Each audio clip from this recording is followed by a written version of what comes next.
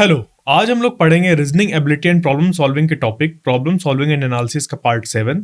उसमें हम लोग अपने जो भी हम लोग ने कॉन्सेप्ट डेवलप किए हैं, पीवाईक्यूज सॉल्व किए हैं, उन सब के लिए हम लोग ऐसे क्वेश्चंस को सॉल्व करेंगे जिससे कि हमारी प्रैक्टिस हो जाए। तो मतलब एक तरीके का ये प्रैक्टिस सेशन है, ठीक है। तो उसमें सबसे पहले हम लोग करते हैं पहला क्वेश्चन। तो इस पे दिया हुआ है जैसे Bangladesh is related to Dhaka in the same way as Pakistan is related to. यहां पर जो दिया हुआ है ये बांग्लादेश, वो ढाका से कैसे रिलेटेड है? बांग्लादेश एक कंट्री और ढाका उसकी कैपिटल है। सेम वैसे ही जो पाकिस्तान है वो एक कंट्री, तो उसकी कैपिटल कौन है? उसकी कैपिटल है इस्लामाबाद, ठीक है। पाकिस्तान की कैपिटल है इस्लामाबाद। तो ये इसका आंसर हो गया। अब अगला क्वेश्चन, इस क्वेश्चन में कह रहा है study the given pattern carefully and select the number that can replace the example mark in it. यहां पर जैसे ही दिया हुआ एक ग्रिड हमें फॉर्म करके दी है और इस ग्रिड पे हमें यहाँ पर क्या करना है? 7, 3, 11, 4, 9, 23 और 11, 7 और फिर यहाँ पे क्वेश्चन मार्क। तो इनमें आपस में क्या रिलेशन फॉर्म हो रहा है, उस रिलेशन को हमें ढूंढना है और फिर जाके इस क्वेश्चन मार्क पे क्या निकल के आएगा वो बताना है। तो अगर हम लोग यहाँ पे देखें, ठीक है, इस जगह पे तो 7 × 3, 7 × 3 अगर हम लोग कर दें और फिर माइनस कर दें उस पर 7 + 3 को, ठीक है। तो ये 7 × 3 कितना हो जाएगा? 21 और 7 + 3 कितना हो गया? 10। उसको जब माइनस करेंगे तो निकल के आ जाएगा 11। तो ये हम लोग का निकल के इधर ये आ रहा है। उसी तरीके से अब यहाँ पे अगर नीचे करते हैं तो 4 × 9 माइनस 4 + 9, तो 4 9 जा 36 माइनस यहाँ पे 9 4 13। इसको जब माइनस करेंगे तो ये निकल के आ रहा है 23। तो सेम चीज अब अप्लाई करेंगे यहाँ पे। 11 का मल्टीप्लाई कराएंगे 7 से और माइनस कर देंगे 11 + 7 को। तो 11 × 7 कितना हो जाएगा? 77 माइनस यहाँ पे 11 + 7 कितना हो गया? 18। तो ये निकल के आ जाएगा 59। यहां पर क्या निकल के आ जाएगा? 59। क्लियर? आगे चलते हैं एग्जाम्पल 3 में। If A + B means B is the daughter of A, A + B means A + B means B is the daughter of A, A minus B means B is the sister of A, A into B means B is the husband of A, A divided by B means A is the father of B. तो if P divided by R into T plus Q minus S into U plus Z, then how is R related to Z? तो इसके लिए अब हम लोग को समझना होगा इनको अलग अलग, ठीक है। अलग अलग कैसे? जैसे इनको ध्यान देना होगा कि ये कैसे ये चीज बनी हुई है, ठीक है।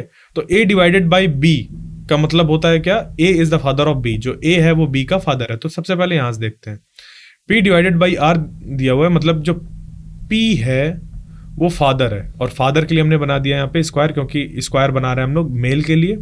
तो फादर मेल है यहाँ पे, तो ये जो P है वो फादर है किसका? R का। अब R लड़का या लड़की नहीं पता अभी, आगे चलते हैं। अब इनमें क्या रिलेशन दिया हुआ है? R × T। R × T कौन सा है? ये A × B। तो B is the husband of A। अगर R × T दिया हुआ है तो जो दूसरा वाला इधर दिया हुआ है वो A का हस्बैंड होगा। क्लियर? तो यहां पे R × T दिया हुआ मतलब T R का हस्बैंड होगा। अगर T हस्बैंड है तो R क्या हो गई? वाइफ, मेल, फीमेल हो गई यहाँ पे, और T हो गया यहाँ पे मेल, और इनके लिए हमने दिखा दिया ऐसे, ठीक है ये चीज। अब आगे T + Q, T + Q। तो यहां पे देखते हैं प्लस वाला क्या बता रहा है? A + B means B is the daughter of A, A + B means B is the daughter of A। तो यहां पे T + Q मतलब Q is the daughter of T। जो Q है वो T की डॉटर है, जो Q है वो T की डॉटर है। क्लियर? डॉटर के लिए हमने सर्कल बना दिया फीमेल, और ये यहाँ पे नीचे ऐसे कर दिया, मतलब कि ये इसकी डॉटर है, संतान है इसकी है, ठीक है, लड़की है। आगे Q - S। तो इसको अगर हम लोग देखें तो इसके लिए ये देखना पड़ेगा A - B वाला, ये इसको यहाँ पे क्या बन रहा है? B is the sister of A, A - B का मतलब B is the sister of A। तो Q - S है अगर, तो मतलब क्या है? S is the sister of Q। S जो है वो सिस्टर है, मतलब ये भी एक आ गई ऐसे। क्लियर? आगे अगला वाला देखते हैं। अब S × U लिखा हुआ है। क्या लिखा हुआ है? S × U। तो S × U के लिए क्या देखेंगे? इस पे क्या है, ए इंटू बी अगर, तो B is the husband of A, तो एस इंटू यू का मतलब U is the husband of S, तो एस का हस्बैंड कौन हो जाएगा, यू। क्लियर। उसके आगे दिया हुआ यू प्लस जेड, और प्लस का क्या मतलब होता है, B is the daughter of A, मतलब Z is the daughter of U, जो जेड है वो डॉटर है किसकी, यू की।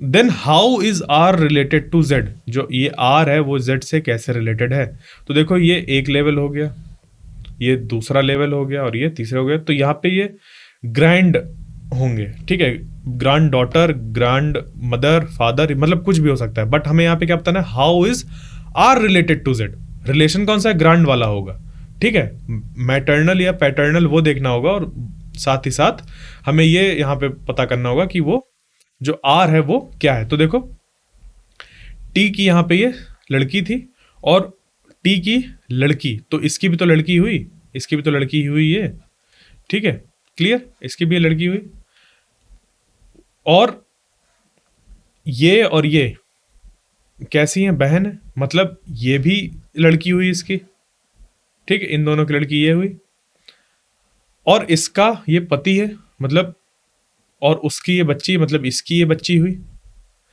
तो ये जो हुई ये और आर, जेड और आर के बीच में रिलेशन ये है कि जो आर है वो ग्रैंड मदर है, क्या है, ग्रैंड मदर है।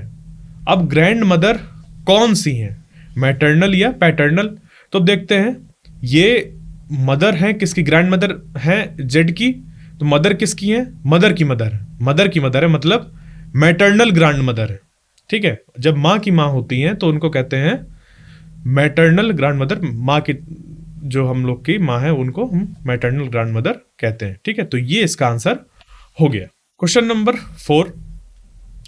4 में ये लिखा हुआ है, some dancers are writers, all writers are students, some dancers are writers, तो इसके लिए क्या करेंगे, ऐसे करेंगे कि ये कुछ डांसर बने हुए हैं, ठीक है, सम, और उसमें से इन डांसर में से कुछ जो डांसर हैं वो क्या है, राइटर है, सम डांसर्स आर राइटर, ये कर दिया, ऑल राइटर्स आर स्टूडेंट्स, और जितने की जितने राइटर हैं वो सबके सब क्या है, स्टूडेंट्स है।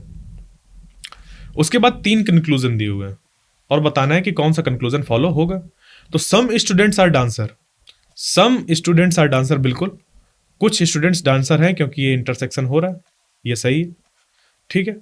उसके बाद दूसरा, some students are writer, some students, हाँ, स्टूडेंट्स में जो कुछ स्टूडेंट्स हैं वो राइटर हैं, बिल्कुल।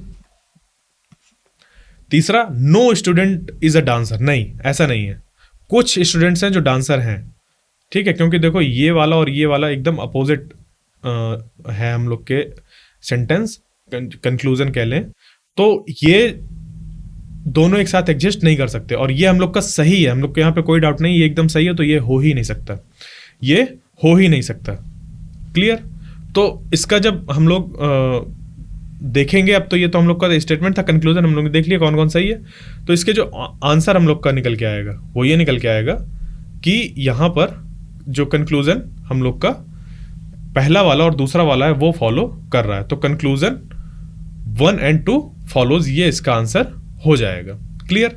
अब question number 5, identify the number that does not belong to the following series 2, 6, 14, 30, 62, 126, 250।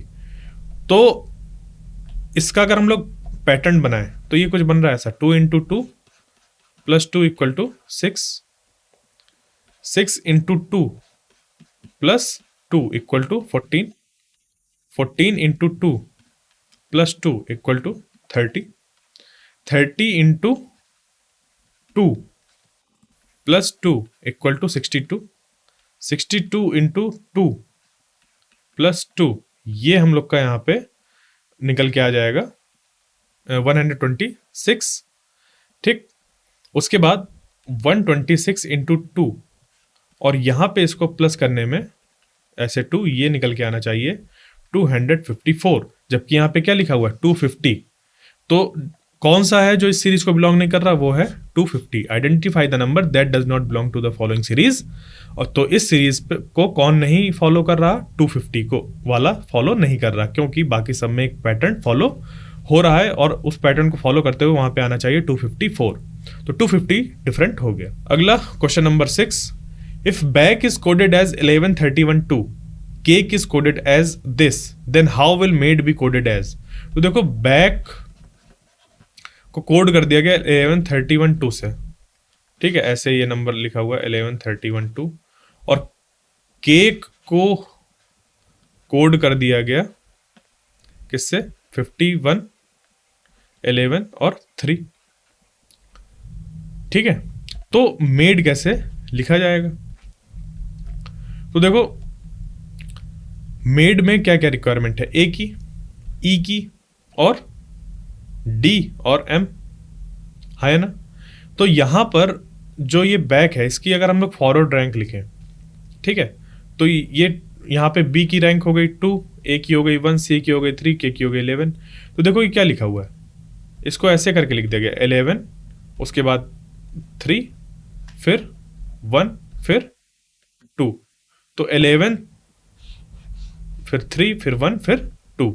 इसी तरीके से केक के लिए इसकी अगर हम लोग रैंक लिखें केक की, तो सी, ए, के, ई, और यहाँ पे सी की रैंक 3, ए की 1, के की 11, ई की 5, और इसी की रैंक को क्या कर दिया गया है, इधर रिवर्स करके लिख दिया गया, पहले 5, फिर 11, फिर 1, फिर 3, ठीक है। ये इसी तरीके यहाँ पे मेड की जो रैंक होगी उसको भी ऐसे ही किया जाएगा, ये और ये, इसकी रैंक यहाँ पे आ जाएगी 5, फिर 4, फिर 1, फिर 13, क्लियर। ये तो इसका कोड क्या हो जाएगा, 54113। ये वाला आंसर हम लोग का सही हो गया। Example 7, select the number pair in which 2 numbers are related in the same way as are the 2 numbers of the following number pair. तो हमें यहाँ पे वैसे ही नंबर जो पेयर दिए हुए हैं उनको ढूंढना है जैसे कि ये नंबर पेयर आपस में रिलेटेड है, ठीक है, ये नंबर पेयर आपस में रिलेटेड है, इसके नंबर आपस में रिलेटेड है, वैसा ही हम लोग को ढूंढना है।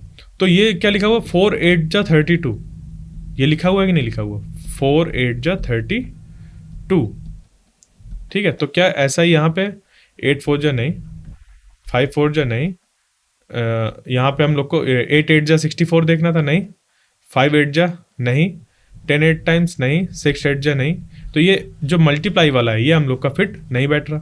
तो 4 से 32 और कैसे जा सकते हैं, 4 से 32 अगर हम लोग देखें तो 4 स्क्वायर 16 होता है और उसको हम लोग 2 से मल्टीप्लाई कर दें तो ये हो जाएगा 32।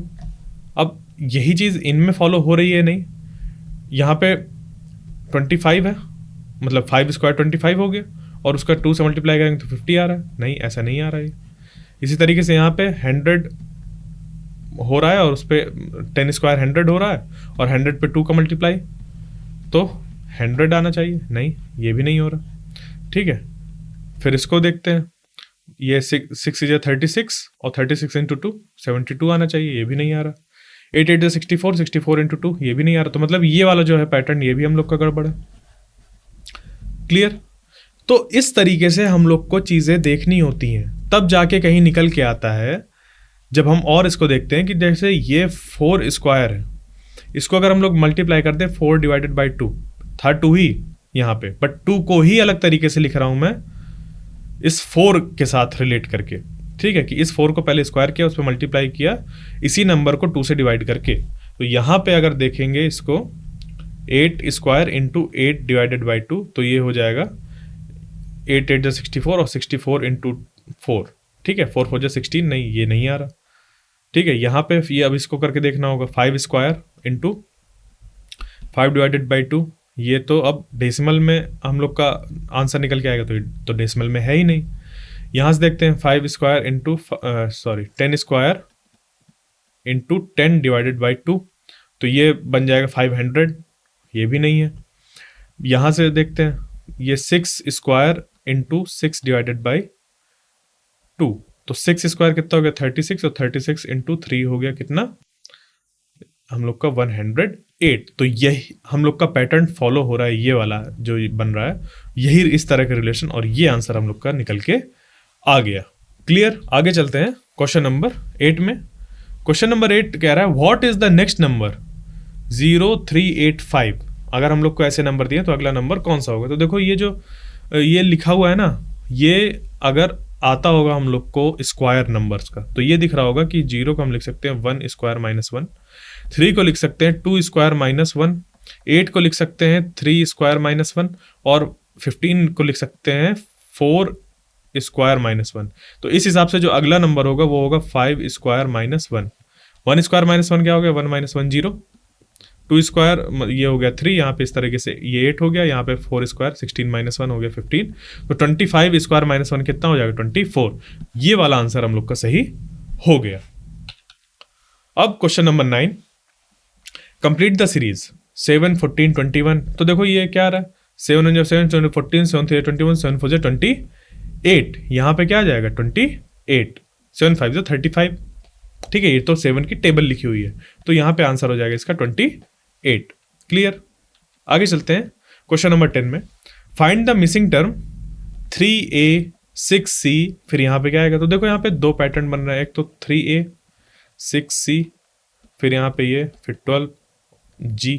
क्लियर, 3 इंटू 2 6 इंटू 2, ठीक है। तो यहाँ पे अब 6 इंटू 2 नहीं हो रहा, यहाँ पे क्या हो रहा है, यहाँ पे ये 3 की ही टेबल चल रही है। 3 अलग से इसको अगर लिख लेते हैं तो ये 3 इंटू 1, यहाँ पे जो अगला है वो है 3 इंटू 2, फिर अगला होगा 3 इंटू 3, और यहाँ पे जो आखिरी है वो 3 इंटू 4 है, ये 12। यहाँ पे हम लोग का 3 इंटू 2 6, और ये है 3 इंटू 1। तो 3 इंटू 3 कितना हो जाएगा 9, और यहाँ पे क्या है ए से ये सी, ठीक है, ए और ये सी कितना हो रहा है इसकी रैंक में, ये इसकी रैंक 1 इसकी 3, तो यहाँ पे +2 हो रही है। और इसकी रैंक में क्या होगा, यहाँ पे भी हम लोग को +2 करके देखना पड़ेगा, क्योंकि यहाँ पे पहले +2 हो रहा है, तो इसको करेंगे तो ये हो जाएगी 5, और 5 रैंक किसकी होती है ई की। क्लियर, और फिर इस पे फिर हम लोग ऐड करेंगे +2, तो ये बन जाएगी इसकी रैंक 7। क्लियर, ये चीज़, तो ये हम लोग का आंसर निकल के आ गया 9E हम लोग का आंसर निकल के आ गया।